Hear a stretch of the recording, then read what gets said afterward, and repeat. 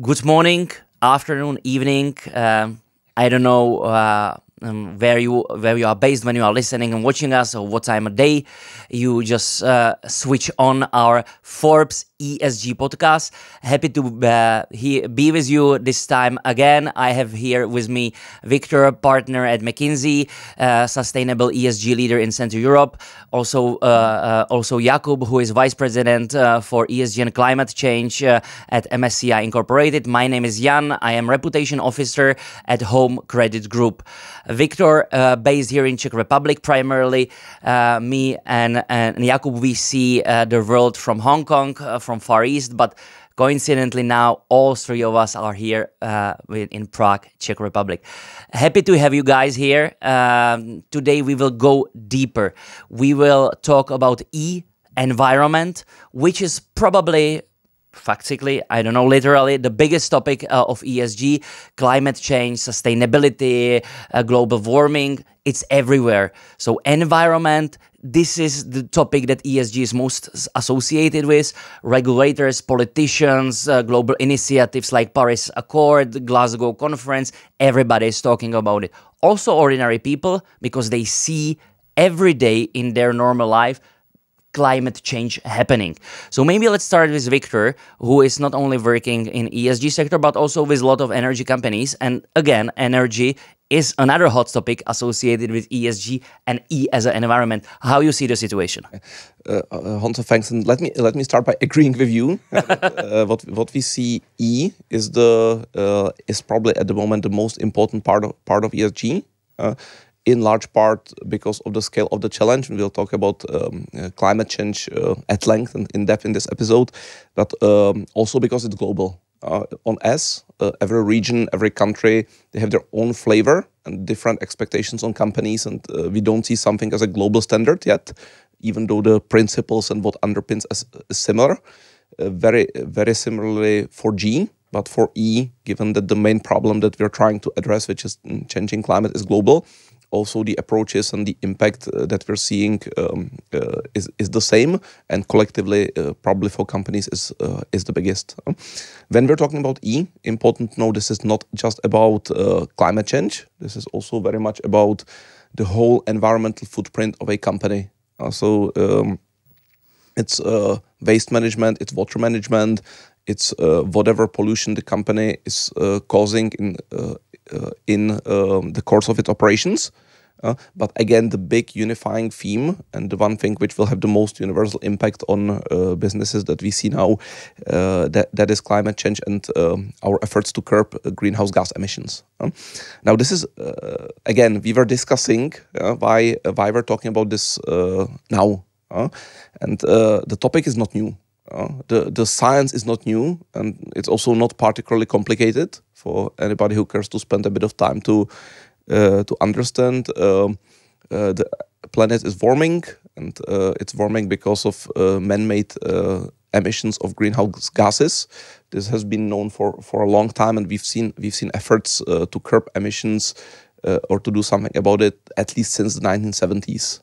You might also remember 2007, Al Gore got a Nobel Prize, and also the film he produced, An Inconvenient Truth, won an Oscar, and that was a big moment for public awareness of climate change, and I would think so. Yeah, at that point, many people noticed it became a fairly big discussion. What happened then? Lehman Brothers collapsed. The world plunged into a financial crisis. And suddenly it looked like that there were more pressing things to solve. Got it. But since then, 15 years have elapsed. You can be asking, why is this time different? Yeah. And I think there's two main differences, and Honza alluded to them in the previous part already. One, we now see much more of those physical manifestations of climate change. It's here, and if you're an infrastructure company, and if you're making any plans for the future, your engineers are calculating with climate change. It's just a fact. And in particular, if you're doing anything technical, you need to take this into account when you're trying to set the operational parameters of whatever you're building for the long term.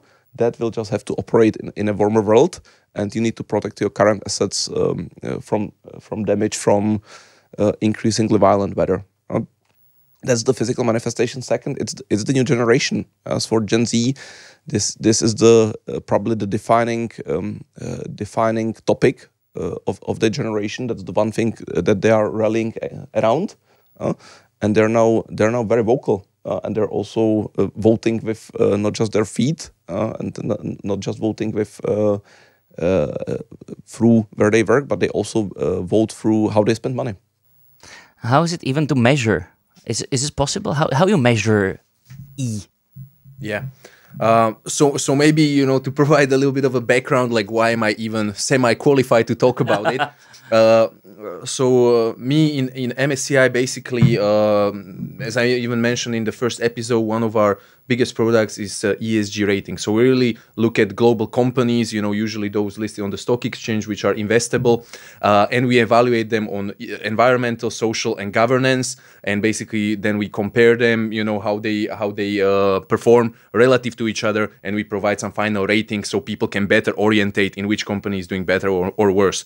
So this is why, you know, I want to say how we look at. Let's of course stick to the environmental pillar now. So what are the important things there?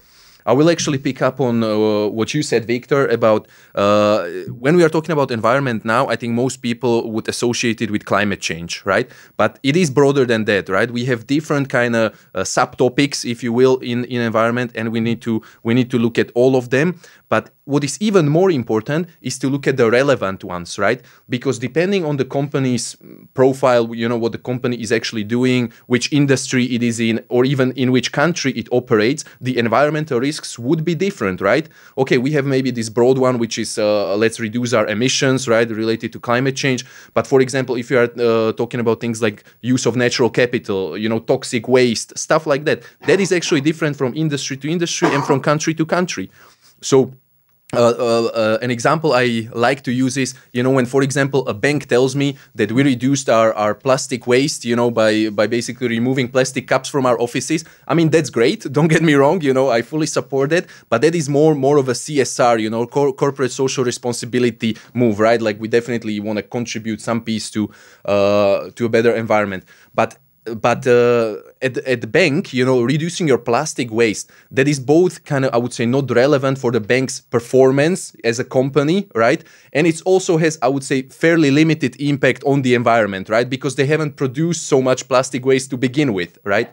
But if we are talking about, let's say, food packaging company or water bottling company, right? Like all the plastic bottles that we see, if they tell us that they reduce their plastic waste, that's actually a huge thing, both from the company's perspective, but also from the environmental perspective, right? So this is something that we think is absolutely key to identify which are actually the relevant environmental risks the companies are facing on or answering to, and not just kind of listen to this sometimes very vague or not really meaningful statements of we done something, you know, slightly good when it comes to the environment. So once again, just to maybe mention what are these different areas of the environmental pillar or assessing the company's own environment. So definitely it's the climate change where, as you might expect, we would mostly look at emissions, you know, how our companies doing in that. Of course, not only looking at their own emissions, but also, again, when we are, for example, talking about financial companies, how much emissions they are financing, right? And they are produced on the other side. Then we are looking at things like natural capital, right? Use of natural capital. Again, this is very kind of geographic related, right? If we are talking about, for example, use of water, there's a huge difference if a company is operating in a country where there is no problem with water, right, with enough rainfall, enough water sources and so on. And it's a huge difference if a company is operating in a country with water scarcity, right?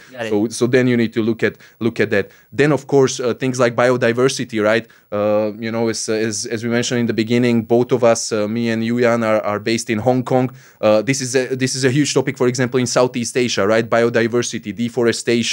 In Indonesia, it's a huge problem. Malaysia, many Southeast Asian markets. So once again, we need to be concrete and identify the relevant environmental topics for companies and investors and people in general. For it, so we can act on them.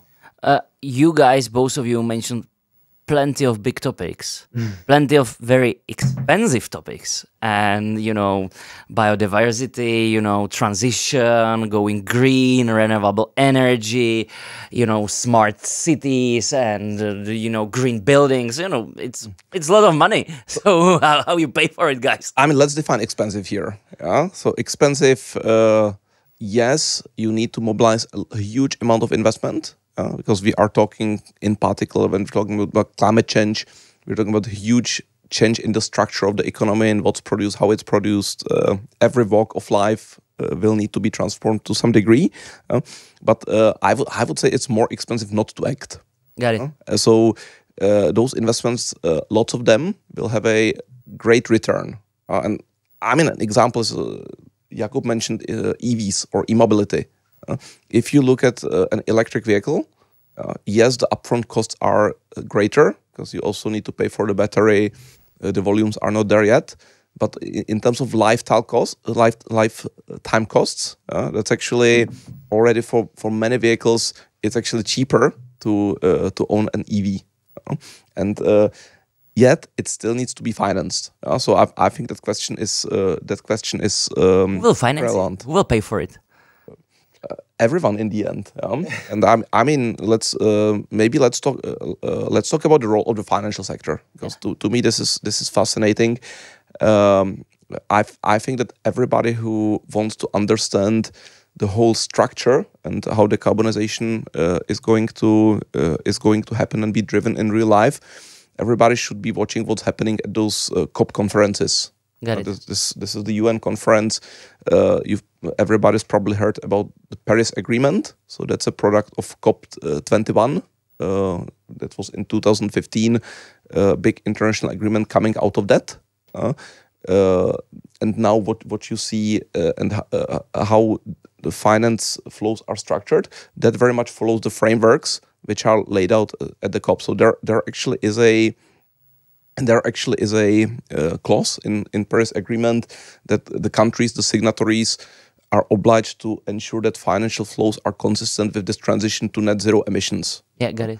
And that's something which is now through various regulations, through various court judgments, that's actually now flowing into reality. So in the 5 years, a system has emerged that whereby central banks, banking regulators, they will now be watching the finance emissions, and above all, they will be watching how banks are able to banks and other financing institutions are able to cope with the climate risks, both the physical risks and the transition risks. You are absolutely right. So what I see across multiple jurisdictions, I see the different very practical platforms happening. We are now sitting in Prague, in the middle of European Union. European Union is very vocal about implementing all these big treaties, accords, conferences into real life. Green taxonomy, Green Deal, green finance, subsidies going into, transition and carbon neutrality. This is the spirit of times, zeitgeist. Here in European Union, there is even special commissioner, Frans Timmermans, who is covering only, let's call it, Green Deal. And it's really a lot of money. So 90% of all allocated budgets for future of European Union, so all these European funds will go to only sustainable business. Yeah, I mean that's right. If you remember, Next Generation EU, that huge package, for first time European Union or European countries have decided that they will issue debt jointly to finance recovery from COVID. There are huge amounts of money coming from European Commission, coming from private investors, and also coming from households. What we see right now. If you want to put a solar panel on your roof, or if you want to buy a battery, hey, you join a long waiting list. So even households are investing a lot.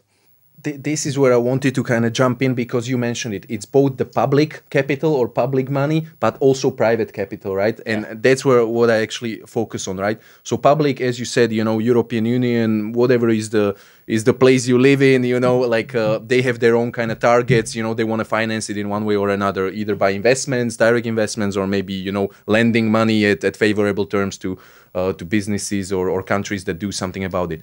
But let's talk a little bit about more the private capital. I a little bit mentioned it already in our previous episode when we are talking about all of these, sustainable green bonds and so on, which are being issued like crazy. I would say really, like the growth is so big there that it's unbelievable.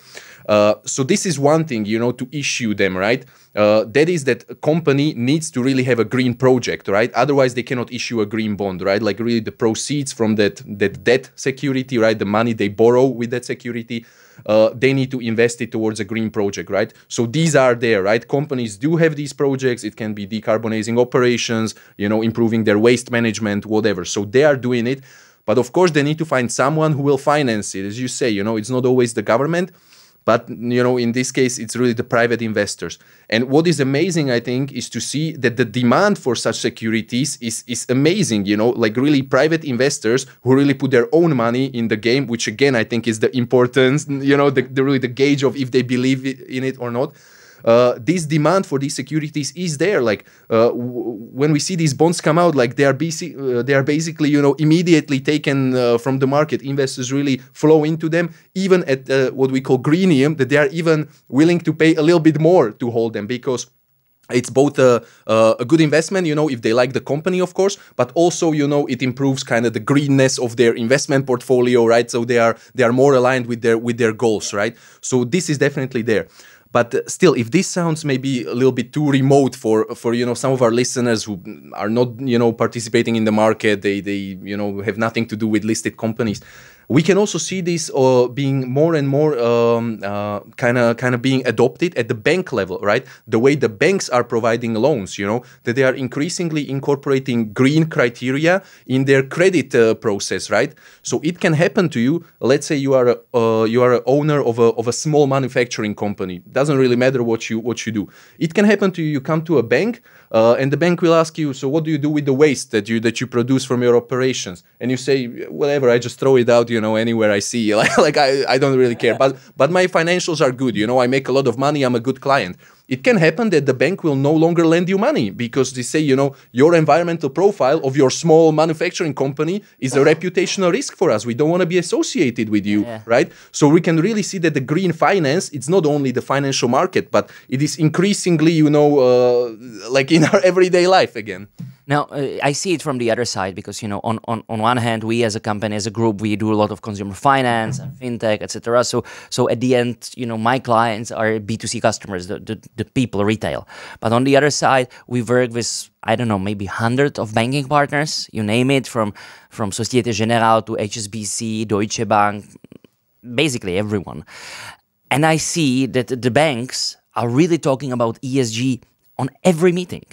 And it's opportunity not only that they would like to hold, the bonds or the ESG compliant assets, and they are willing to pay this greenium, the higher price. But on the other side, it's big opportunity for us because we need the funding from these big banks, and they are willing and able and maybe even more than willing. They are super happy to finance some ESG assets. In Asia, Philippines, Indonesia, Vietnam, because previously it was mostly in Europe, to find some wind farms in Northern Sea, possible.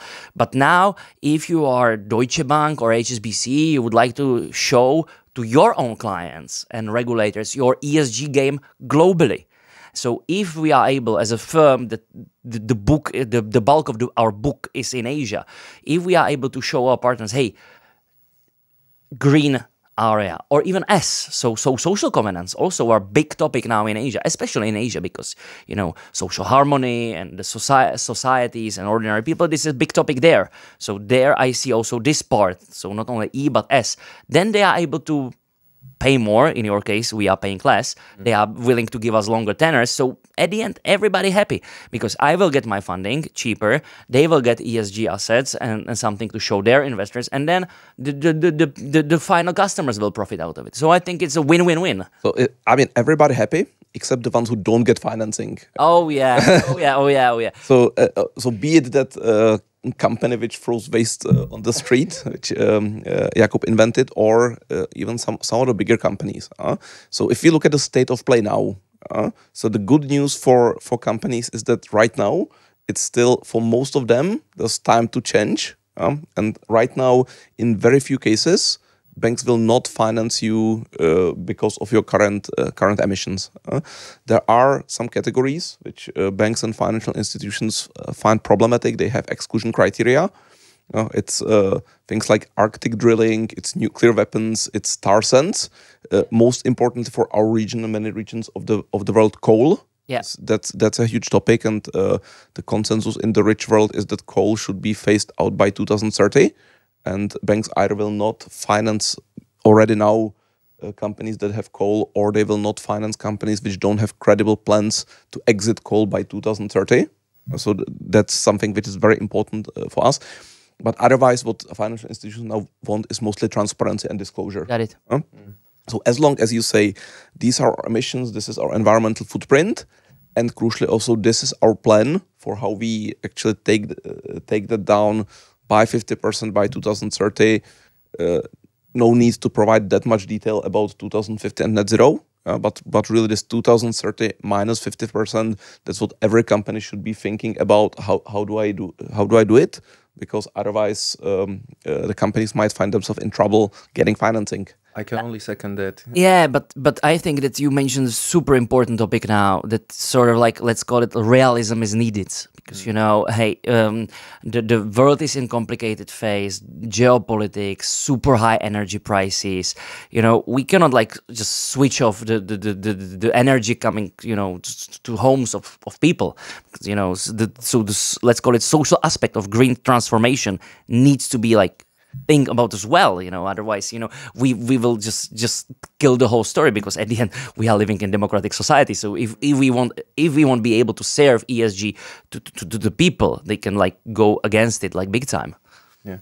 You said it. I mean, whether we like it or not, we need to stay realistic. It is just not possible to kind of completely divest, you know, completely switch off use of fossil fuels or whatever we don't like from the environmental perspective overnight. That's just not possible. So I would say, both for companies, you know, what is important to, as you also said, Victor, to set targets which are realistic, but then actually to follow through, right? So some realistic target, okay, like we of course cannot completely decarbonize until tomorrow, but we can maybe do it, you know, in 10 years, and this is how we're gonna achieve it, right? And also like we need that information to be out there, so I can only, you know, ask for better disclosure of this. Yeah, I would summarize that we need to run as fast as we possibly can, but not faster. Got it. And what we call it is we need to ensure an orderly transition. And there are so many things. This is such a complex thing, touching every industry, touching in the end most human activities, certainly the entire economy. And this is an extremely complex transformation of how that whole thing works. And for that, you need a lot of things in place. One of those things is public support. Got it. Yeah, but the problem is there, you know, okay, so I am this imaginary factory you talk about. So, okay, I'm trying to navigate in this space, you know, ESG is coming, regulation is coming, banks are telling me, hey, dude, you know, your operation is not so clean. You might be having problem, you know, very soon, and we don't give you funding. So I'm trying to navigate in this world, you know, and there are so many regulations. You know, one company is saying this, regulators are saying that, local politicians are saying something completely different. So unlike, I don't know, accounting, that is like pretty straightforward. I know what I shall do.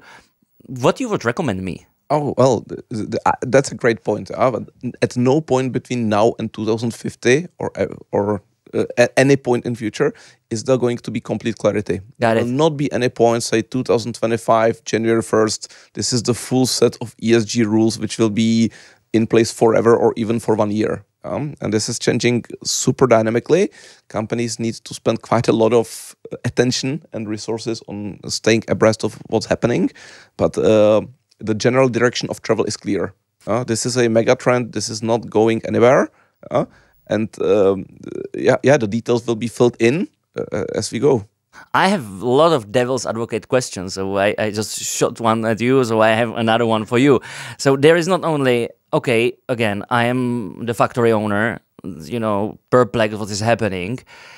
So I'm trying somehow to go through this transition. But then I also read a lot in newspaper that, it's just a marketing game. It's just PR. It's just, we call it greenwashing. Yeah. So basically, how is it possible now to fight it? And you as a sort of like rating agency at the end, how you ensure for me as an investor, employee, customer, citizen, that, companies won't be just using this kind of ESG compliant label. Okay, I'm good guys, but at the end, nothing is happening. Super important topic. Thank you for bringing it up. So I will start with that. Of course, a lot of the information has to come from the companies themselves, right? Like what they publish, what they let us know, right? Because some things you just cannot find anywhere else. You just need to know directly. But of course, or at the same time, you cannot rely completely on, something that the company puts on their website, because as you say, like part of it is marketing, and that is okay. Like, I mean, this is not a new thing with ESG or environmental topics, that companies do like to make themselves look better than maybe they are, or at least, to look the best way possible. That's marketing, right? So what we try to do, to kind of prevent this, that we completely rely on perhaps even some marketing, materials from companies, is to have this round view of companies' ESG profile. So what we look at, I will make it on an example of carbon emissions, right? So contribution to climate change, contributions to air pollution, or pollution in general. So first of all, what we want to see is how much company is actually exposed to this problem, right? Mm-hmm. Because if you are an oil and gas company or a coal power plant, of course you produce much more of carbon emissions or general pollution than a software company which works, like two guys working somewhere in a garage, right? Yeah. So first of all, we want to see, okay, is this really a big problem or not? Second, we actually want to see what do you do to kind of improve on this, right? So do you, and this is where we rely on companies, do you have decarbonization plans, right? Do you have policies on how to achieve this? How realistic are they, But what is then important as a final kind of step in our assessment is to look at the actual performance, right? Because as we like to say, you can put anything on the paper, right? But then we want to see if you are actually kind of like walking the walk too, not just talking the talk. But I mean, putting anything on paper, I'm not terribly concerned about greenwashing here. And the parallel would be fine. Are you not asked by your clients to greenwash them? Certainly not. No, we would not. No, seriously, we would not take such an assignment because we think it's actually not in the interest of those clients. Good point. Very good point. Well, I mean, and it's the wrong thing to do, but basically, what we believe is that customers and employees, they're not naive, and you might fool them through marketing and greenwashing some of the time. But in the end, over longer periods of time, it becomes very clear who is serious and who is not. And the reason you cannot put whatever you want on paper is, I would draw the parallel to financial statements. You cannot, I mean, yes, you do a little bit of marketing around that probably if the results are good. You have an optimistic earnings call and you try to look good, but what you put into those financial statements, that needs to be true and it needs to be audited. Otherwise, you are in huge trouble. And what we see is a structure emerging, which is very similar to financial statements in terms of carbon accounting. And already now in Europe, if you're part of the Europe ETS system, which large industrial installations and power producers are, you already need to have very precise accounting as to how much CO2 you are emitting, because you need to pay permits for that. So the structure, in short, the structures will emerge to actually make sure. I agree, but I would still say it's not as easy as with financial statements, because at least from our perspective, there will actually not be one unified ESG or whatever you want to call it. And it is because of what we discussed in the previous episode. It means something different for everyone, depending on what are your objectives, right? So I don't think we can achieve, one ESG standard, right? We can only have all the data. We can have, kind of structures, taxonomy, how to report stuff. But in the end, different people will kind of look for different things in there. So, yeah, it's still a very much evolving space. I think it's like, that basically we are flying a plane already and we are building it in the same time. So it's a process, but I think that it's good that we are talking not only about the pros but also cons, the downsides and the risks that might be happening. So yes, if I shall summarize somehow our episode about E as an environment, we see that it's the most visible part of ESG, the part that it's like associated with ESG. Everybody's talking about it because of climate change. A lot of money are going there through, markets, fixed income, and investors, customers are talk about it and want it. So, which is like super positive. There is a lot of regulatory that is evolving more and more. We see Green Deal, Green Taxonomy, European Union, also the implementation of Paris Accord and Glasgow. It's happening also in Asia, which is also great. But then there are three factors. We already mentioned two of them, which is like realism is needed. Let's call it like that. Let's not like, push out from the equation the people that needs still to have electricity and the hot water. So that's one thing. So the factor of time. Second, let's fight greenwashing together. And I absolutely agree with you, Victor, that at the end, it's profitable for the companies not to greenwash. Because in the era of social media, if you cut the corner, it can bite you super quickly. So this is also important. And the third point that hasn't been mentioned yet, it's called green gap. So a lot of stuff, and Jakub a little bit mentioned it before, so a lot of technologies that are needed from the transition are not here yet. A lot of money flowing in. I put down the number that currently more than 120 billion US are going into this green R&D, and even more is needed. So it's actually big opportunity for everyone to be part of the game, because a lot of startups and VCs, tech companies, universities can be part of this transition, which is positive. So at the end, E, most visible, the big topic that is even with difficulties, but is somehow measurable. At the end, carbon footprint, methane, scopes 1, scope 2, scope 3, big topics in ESG and environment. So it will stay with us as a sort of like, letter on a pedestal. So ESG, so E is a big. But as we will see in an upcoming podcasts, upcoming ESG masterclass by Forbes, it's not only about E, but also it's about S and G governance. Thank you for being with us. Thanks.